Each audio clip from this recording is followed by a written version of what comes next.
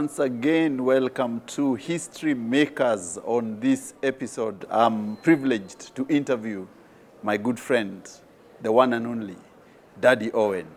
Karibu, Daddy Owen. Asante sana. How are you doing? Niko salama kabisa. Niko salama kabisa. Tell me, new album out, Kempinski Lounge. Ilikuwa moto. Ilikuwa fiti sana.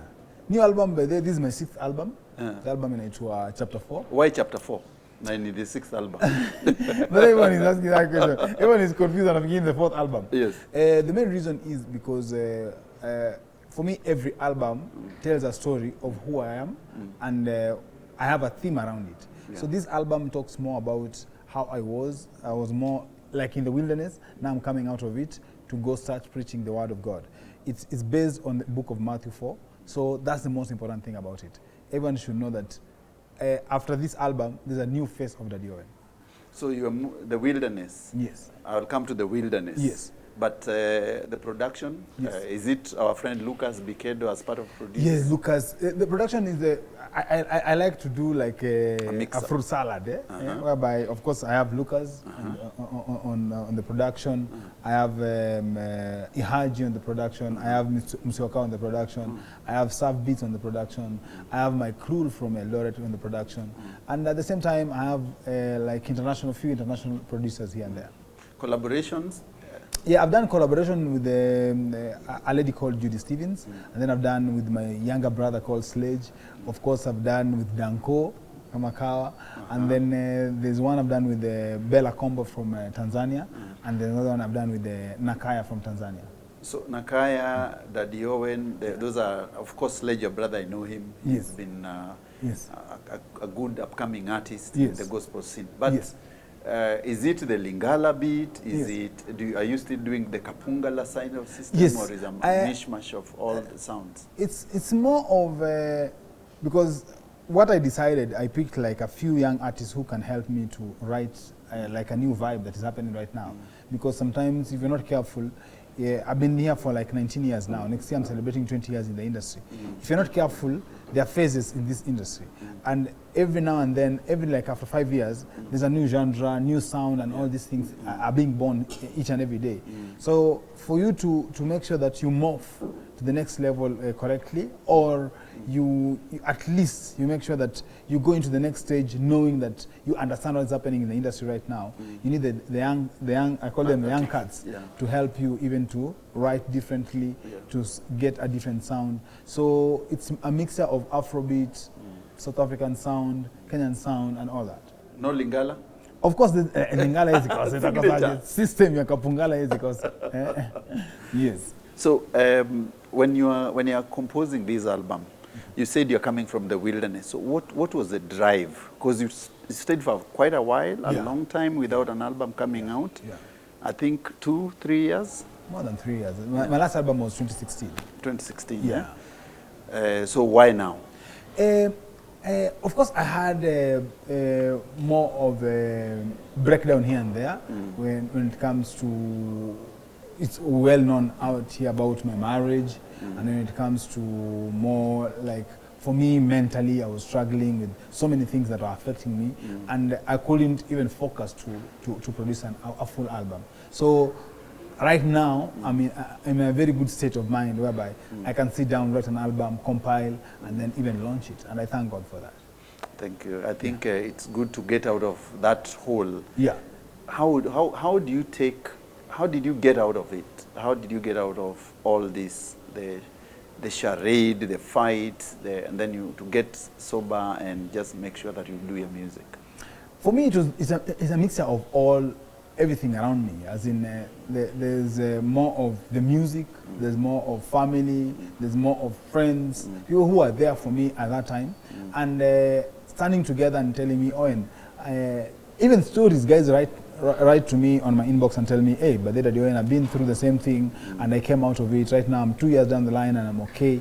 So such inspiration kept me moving and going. But the best thing was more of now coming out and pouring everything, like I can say whatever I was going through, my feelings in the new album. So it captures that point. It captures the moment correctly, and it captures the feeling that if you listen to it, most of the people who have listened to this album, they say they relate to each and every song. Like it's more of a personal testimony from me, but it resonates with them with what they've gone through. Okay. Yeah. So when you heard for the first time that your marriage is under the rocks or something were happening, how would you take it forward and advise other people, and how did you deal with it personally? Let's say this is the first time when you had it. How did you take it and move out of that situation?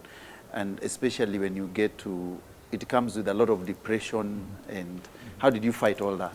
It is a terrible situation, and for me, the most important thing, I remember even yesterday I posted something congratulating Gloria Muliro for her wedding. Yes. Yeah. In and States. Yeah, and it's an inspiration to so many of us. Even for me, when I was going through what I went through, I had people coming, talking to me and telling me, Owen, it's a hard place to be, and it's a challenge, but through and through, slowly and slowly, you get out of it. And for me, it was more of when I faced like the mental challenge, I had to seek a professional advice. And of course, I went to the psychiatrist, I went to the psychologist, and I went through it. Number one is to understand that you're going through something, that you're struggling with something. So I went through it. And apart from that, I spoke to my pastor who was guiding me through and through.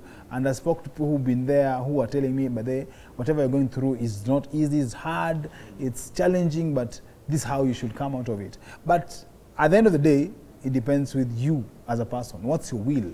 Your will inside really matters. And for me, of course, you know, I'm a very prayerful person. I pray a lot, and I thank God for helping me and holding my hand to get me out of that situation that I was in. So after how long did it take to get the onset to the end of it? 4 months, 5 months? It's not something that you can wake up in the morning and say there's a duration or there's a span to it. Yes. Because slowly and slowly you find that today is harder than yesterday. Yeah. But if you count back from where you are and how far you've come, you realize you are in a worse situation. Today you can feel even worse, you can feel bad, but when you sit down and then start counting, you realize you've come from far. So for me, I can't say it took me like 3 or 4 months, because at the end of the day, it's something that you're still bound with some things. You understand? You're still bound with what you had, you're still bound with the children and all that. So it's not something that you can wake up in the morning and say, it was like this and then I come out of it. The most important thing is, are you focused to do what is important in life? That's what I'm focused on. I'm focused on, because I couldn't even pray, I couldn't even do ministry, I couldn't even record music. So right now I'm in a very good state of mind that I can do all these things without focusing more on what I went through. But of course there are those moments you feel like, I feel low today, you understand? There are those moments that they can spark your memory, and maybe if you're not careful, you can relapse. But for me, I say the most important thing is to focus, to make sure I go back to who Daddy Owen was 4 or 5 years ago. So the psychiatrist and your pastor, so when they're taking you through the paces, yes, when they're telling you, this one it will be better, yes, have you ever seen her again? Have you sat down again and said, okay, it is over, but... No. We've never sat down. We've never had like a conversation on anything. And for me, all I can say is, once I decided this is the way that I'm going to follow, this is the way I'm going to take. I always tell guys, mi siwezi kukaa bibi a lot. Siwezi kukaa bibi a lot. Siwezi angalia nyuma. Once you decide mimi nimeenda, bro nimeenda. So that's who I am. As in, I'm very focused. In between you can unaweza na jamaa na yumba and all that, but the moment I decide now is the moment. I focus and I go. That's the difference now. That's the difference. Haiwezi. That's the difference, man. Siwezi angalia nyuma kama wife a lot. Because nimebeba a lot. Na si mboga. Nimebeba a lot. Na si mboga. Lakini unakula kosewe sana. that's who I am, and that's where I am right now. And I appreciate, because I thank God. It was not easy, because there are so many who are still going through the same process. Yes. And how do you advise these people who their wives have left or their husbands have left? They've been living together. You are told, oh, we saw your wife with someone or your husband with someone. How do you deal with it? For me, I always say, in every situation, there must be a solution to it. So sometimes you feel like whatever I'm going through, number one, like for me, speaking out really helped me. Yeah. Speaking out, like you look for people, your friends, people around you, and just talk about it. You'll discover that people who have gone through even worse situation than you, worse situation than you. And the moment you discover people who have gone through the worst situation than you, you're encouraged. And you look back and you say, hey, kama mimi niko hivi, and I feel this way, ule msee anafilaje. And then you realize, I'm even better off than so many people who've been through worse than me. So my situation is not even, I can't sit here and lie to people that my situation is special. It's only that because I'm a public figure, it's because I'm a gospel artist, it's because, and all these things put together that makes my situation, it ended up trending all over. But the people who are they've gone through even worse times 10 than me. Yeah, so I always tell guys, just look for friends, talk about it, talk to your mom, your parents, anyone. Just talk about it. The people who know and will give you the better advice than you trying to figure out all these things. You feel like I have a solution to everything. So the gospel industry at one time was the biggest industry in Kenya when Daddy Owen was the biggest artist. Groove Award, back to back. We were with you in 2010 in Lagos. In Lagos. In Nigeria. Yes. Eka Hotel. Yes. And our good friend Diamond was your backup singer. I remember those days, man. I remember those days. So what happened for this shift that gospel artists do not now trend as it was before? Okay. For me, this is my analysis, and it's my personal opinion. I remember when there's a year, I think 2012 or 2011 there, I won like all the categories that I was nominated in. Yes. And I was like, I think it's a high time right now to raise other new crop of artists, you understand? And pave way for other artists. And I remember that year, I even wrote a statement and I said, I don't want to be nominated for the next year because I feel like it's a high time for other artists to come and take this position, because I won like 4 times Male Artist of the Year in a row. Yes. So I was like, this is a good time now for me to pave way for other crop of artists to come and take over. Yeah. The biggest mistake that happened is that the ones who came and took over from us, because for me, the worst thing I did is like, after doing that, instead of continuing with the same level of production, of music and all that, it's like I stepped back. You understand? The moment I stepped back, the young crop which entered into the scene at that moment, I think they came in with a different notion and perception about what gospel is. So by the time they were replacing what we had already prepared for them, and we had put everything on the platter, they took it with a different perspective, they took it with a different perception, and eventually everything didn't go as everyone perceived it should go. Because for us, we paid the price. We went through a lot to become who we are. But I think the other artists who came after us, they didn't pay any price, so they didn't feel the pain of even handling the tag of being a Male Artist of the Year or being a Gospel Artist of the Year. So what ails the industry right now, the gospel industry? What ails it? Okay, the most important thing right now is just we lack ministers who can stand and say, I'm a minister and man of God. Because for us, even that moment, all of us who are ministering at that moment, all of them, you could look back and see their testimony. And you could see their track record of who they are, what they're doing in the church, where they've come from, and all that. Because at the end of the day, what matters is, who are you as a person before you became the gospel musician? Who are you as a man before you became the man of God? So for me, the track record of gospel artists right now is missing. You understand? Because even right now, if I tell you to name like 5 gospel artists, and then I ask you, where do they go to church?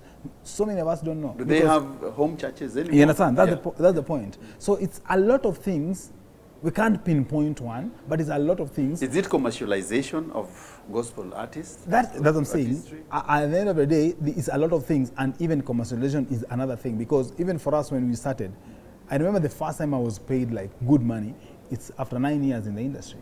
So that's the difference between someone who came, who had a song, who released a song in January, and by May, they're getting an endorsement from a big company. So that's the difference, because for us, our first song never became a hit for us to get an endorsement. But nowadays, someone has only one song and we hear endorsement, someone is charging like 200,000 per show. You see, that's a different perspective compared to us.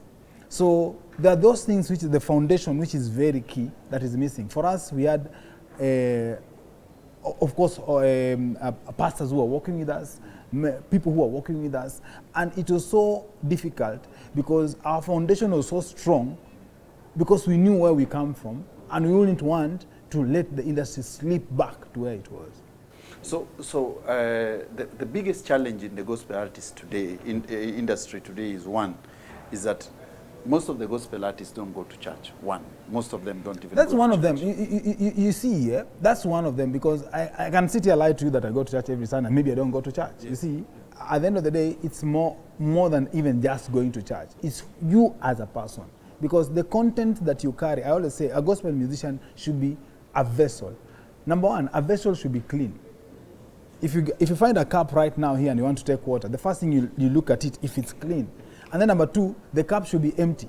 So a gospel artist, the first thing you need to become clean and empty. Those are personal things. Those are not things that you'll see on social media, but they're things that anyone will follow up for you. Those are things that are very personal. It's a relationship with God. And out of that fountain, it will flow fresh and clean water. That's the beginning of everything.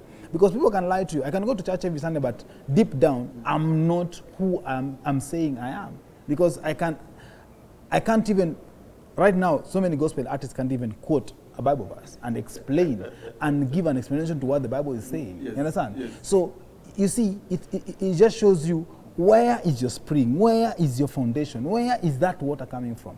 Because that water should come from a clean area, so that when it comes out, it's clean and something that, for me as a person, I'm ready to drink, because I know this is a clean water, I want to take it. So one of the biggest challenge in the gospel industry today, and it has been along for some time now, is the sin of flesh. How do these artists deal with it now? Yeah, the sin of flesh is really, and I can testify and I can say it's one of the main things that the public might not see, but behind the scene, that was the biggest thing that affected the gospel ministry. You understand? Yes. Because at the end of the day, people, even if you read the Bible, they say David, after winning the battle, when he was coming back, they say the women and the children were singing his name. Yes. So when you become a musician, not even a gospel artist, when you become a musician, the women will sing your name. Yes. They'll always shout your name, CEO, CEO. And you see, you as a person, the flesh will respond to it and feel like, now that they're singing out my name, it means they mean something, they need something that, and of course they sing out of feeling that you are a warrior, feeling that you are, so you have something to prove. So most of us fall into that space, and it's very few can come out and say, out of this situation, I didn't do this or I did this. So most of young artists fall into that trap, and it affects even their progress. Because the moment you fall into that trap, even ministering, even going to church is a problem. Even ministering on a stage is a problem. So it's slowly, it's something that eats you slowly, but it has a very bad ripple effect. So at the end of the day, you end up not succeeding. Not being who you're saying, you understand? And hypocrisy starts from there. So is it one of the main reasons? That's one of the main reasons, because it affects you. The moment it affects your flesh, the moment it affects you, the inner man, the moment it affects the inner man, even the confidence of coming out and speaking with the same confidence that he knows that I can say this because I know I don't do this, it's a problem. So even it affects how you write your songs.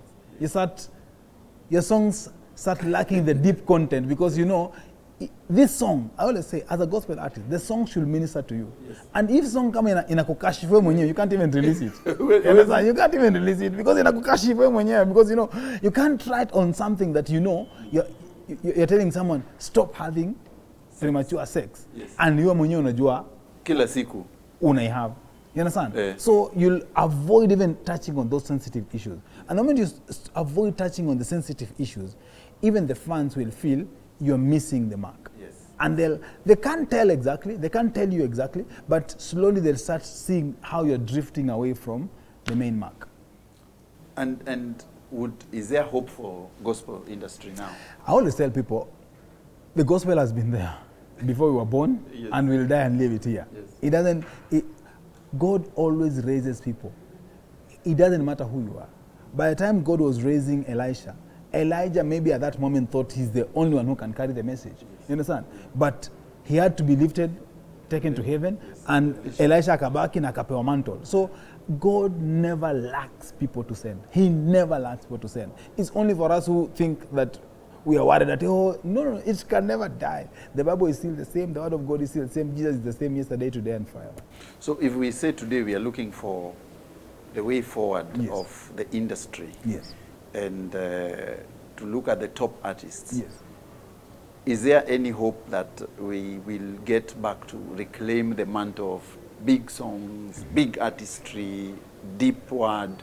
That is something that will always happen because there's always a moment whereby things evolve. Because remember, even for me when I was still young, the moment it was only Kinashari Martins who were being played on radio, and you could only hear Christmas, the songs that took out Nasike even when we were young, and then things changed, then ukaanza kusikia watu wengine, and then it came back with you understand? And then there was an evolution of something changed to another thing, it morphed again, Kina Raf came in, as we came in, then tukasikia akisema atakubariki, and then it morphed to another thing. You understand? Then each and every time. Yes, each and every time things morph, but there's always that a slump moment. I always say it's a revolution of three things. I always say there's 40 days and 40 days nights in the wilderness, and then there's favor stage, and then there's management and stewardship stage, and then the cycle goes back again. You go back to the 40 days and 40 nights. So right now I always say the gospel industry is in the 40 days and 40 nights. But the favor stage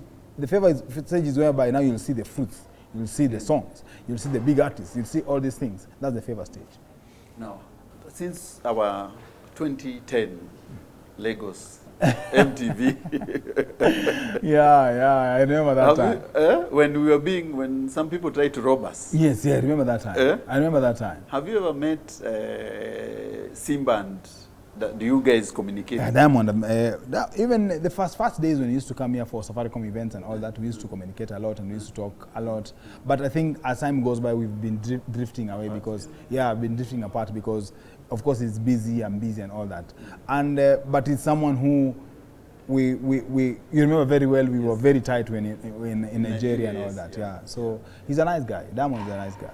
So if you look at the trajectory of music to now, is there any way that you think you'd have done it differently? Of course. I think I messed up when, I always say you need, as a history maker, you need to look back and say, where did you succeed and where did you fail? So for me, I think I didn't maximize the opportunity because I remember when we left here going to Nigeria, it was me, Diamond, P-Unit, Modoni, Weasel and Radio, Vanessa Mdee, yes. You understand? Yeah. And we were all of us who were in Lagos, Nigeria. Yeah. And I remember even in my category, I think there was Sarkodie in the same category. Sarkodie was there, yes. And I think we're in the same category, and I'm the one who won the category. Yes. I think after winning Mamas, MTV Mamas in 2010, I didn't maximize and propel, because by that time, the platform had been set for me to go now, Pan-African and all that. But I didn't maximize and go beyond. With the linkages? You understand? I didn't maximize and go beyond. Of course, there were setbacks, because at that moment, the gospel industry was only big in Kenya. There was no gospel industry big in other countries, like right now, the way Nigeria is big in gospel, Tanzania is big right now in gospel. That time, there were no big artists from other countries. I tried to do collabos, but no one was a mainstream artist as I was here in Kenya. So those are the things that I look back and I say, I wish I did it differently. I wish I did it better. But just being honest, there's so many, most of the successful people, they rarely say when they are wrong or where they fail. So for me, that's one of those places I say I didn't maximize the way I was supposed to maximize. Because at 2010, when during that MTV, you are the one who performed. I'm the one who performed. I'm the one who presented the award. You're the one who did everything. And I'm the one who won. Yes. Yes. And in East Africa, the only other artists who are there, most of them were backing you up. You are the main focal point of East Africa. Yes, I remember. And because apart from you, Wahoo and Nameless and Amani, no one else won that Mama. Mama, yeah. Yes. Yeah. I think I was the fourth guy to win here in Kenya. Yes. Because I think it is Amani first, Wahoo first. Oh, it was Wahoo first, and then Nameless and Amani won the same year. Yeah. And then yourself. And then me. Yeah. And then that was the only gospel artist in Africa, actually. Ever. To win a Mama Award, that was it. That was it. But did we ever plan? You see, music is about strategy. Yes. Do you regret not having a strategy to incorporate all the African markets? Yeah, that's one thing that I remember. I had a very candid conversation with Diamond while we were coming from Nigeria. Yes. Because I remember I'd sat with Vanessa and then with Sitch and then Diamond came. Yes, and all I remember. That. So while we were talking with Diamond, I asked him, so now that you didn't win, or you didn't do anything apart from now that we are from Nigeria, we are going back to Tanzania, what's your plan? And the guy told me, I think right now, my plan is to make sure I hit Swahili-speaking nations. And I was like, why Swahili-speaking nations? You target the whole of Africa. And he told me, no, I just want Swahili-speaking nations. And I can assure you for real, like after we came back from Nigeria, Diamond was a different man. Completely. Because he had a plan, he had a strategy, and he made sure that number one, he must hit Tanzania, and then he hit Kenya, and then Congo, and then Zambia, some parts of Zambia where they speak Swahili. Because he knew, and he told me, as long as I get Swahili-speaking nations, the whole of Africa will look for me. And that's exactly what happened. So whatever he told me, he was very young at that moment. Whatever he told me, I remember this. He was very, very young. I remember,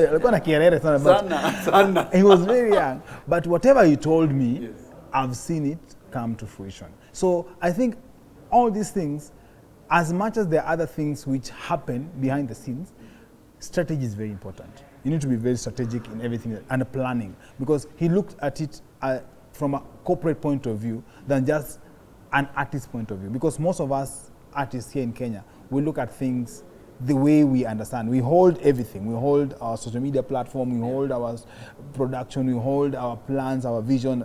But you need a team to make all these things function together. Okay. And do you think that, I want to go back to the history a bit. Apart from the system ya Kapungala, I go back to the other song you did with Danko. Most of them you did with Danko. Kapungala. And Tobina. And Tobina. And of course, Mbona with Deno. Is there any other song which has ministered to you differently? I think Vanity has been different. Different, Vanity has been different. As in, you listen to it and you're like, wow. This song is like it's talking to me and about me, and it's just saying everything of who I am and what I'm going through. You understand? And I always say a song should give you that moment. A song should give you that mood, that feeling that you feel like, wow, this song, I can relate to it. I can connect to what it's saying. So Vanity is one of those songs that I listen to it right now and I'm like, what? Did I just write this song? Yes. And now, just the saddest moment in your life. What would you say is the saddest moment in your life? Saddest moment. There's so many saddest moments that I can pick out right now. Of course, the loss of my dad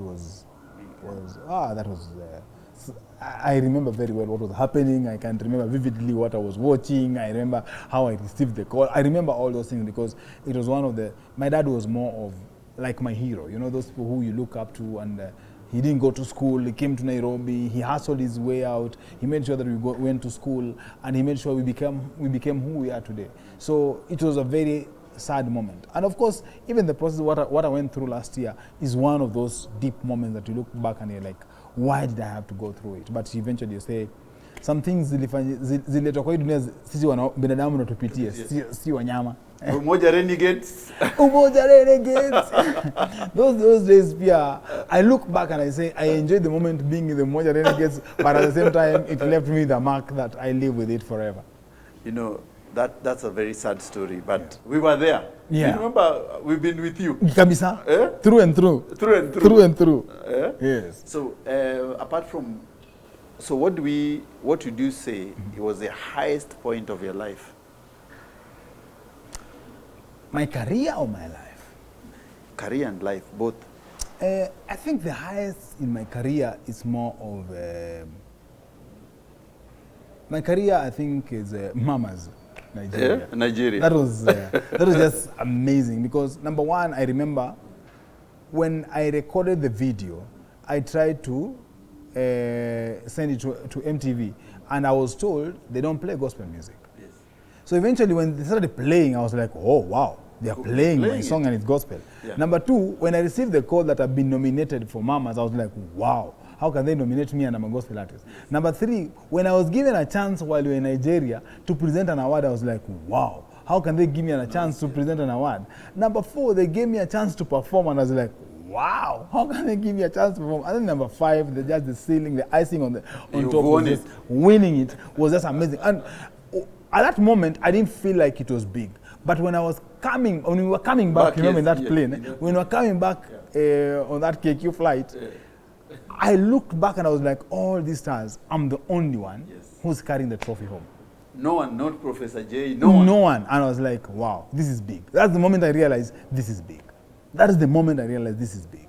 So for me, I think that was one of the greatest highlights of my career. So, and what would you say is the achievement of Daddy Owen in gospel industry? Number one is just the simple things like telling people it's doable. Just telling people that no matter who you are, the Bible says, if you lift me up, I'll draw men unto you. I'm a testament that whatever it's written in the Bible can become and is always true. So for me, I believe I carry that dearly to show even young people that the same way God is saying, if you lift me up, I'll draw men unto you. It has happened to me, and I'm still doing it. So for me, I believe just being a testament to the Bible is the greatest achievement. And even changing the scenario of gospel music, because when we came into the industry at that moment, they were not playing gospel music. They were not appreciating gospel music. No one believed that young people can dance to gospel music. No one believed that young people can enjoy gospel music. And we were the first people who made sure that we can transition guys and make them believe that gospel can be danceable, gospel can be fashionable, gospel can be hot and all that, but at the same time, it's still deep in the word. So for me, I think I'm one of those people who transitioned gospel to what it is right now and to make it bigger and better to the whole world. How do you advise our guys from Eastlands who are into crime? I'll use the cliche statement because sometimes I always say simplify it. I'll use the cliche statement. Crime does not pay. Crime does not pay. I'm one of those people who I thought I'll benefit out of it. I thought mi ni mjanja. I thought mi najua sana. I thought mi ni mjuaji. But eventually, till today, I live with a mark that always reminds me of that cliche statement. Crime does not pay. Thank you very much. Nashukuru sana bro. Karibu. Wewe ni kama brother ngaro kufanya interview na feel kama tunaongea na wewe pale. Tunapiga pale sema pale iko sewe. Pale by the way, unakulaga bado ugali mbili? Lazima bro. Mimi napiganga same. Mimi unakulaga ugali mbili. Sakangi mchezo na ugali. Bro, tucheze na kitu kingine lakini si ugali. Huyu jamaa unajua kula ugali mbili. Tucheze kitu kingine lakini si ugali.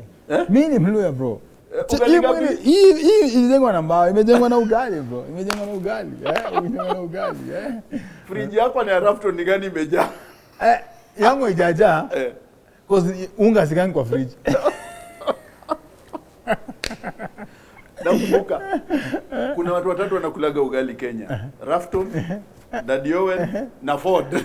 Ford ni noma. Ford ni noma. Ford ni noma. Ford ni noma. Wanakula ugali samba. Ford ni noma. Ford ni noma. Ford ni noma. Ford ni noma. Amfikia hapo? Ule ni hatari yule. Ule ni hatari. But sisi tuko hapa nyuma, tutaki mchezo. Cheza na chakula bro. Nani Rafro ndio niambia bro, wacha kucheza na ugali yangu. Cheza na ugali yangu. Cheza na ugali yangu. Cheza na kitu kingine. Cheza na hizi miwani. Lakini si ugali yangu. Sawa. Yeah. Thanks man. Asante bro. Nashukuru sana. Thanks bro. Asante.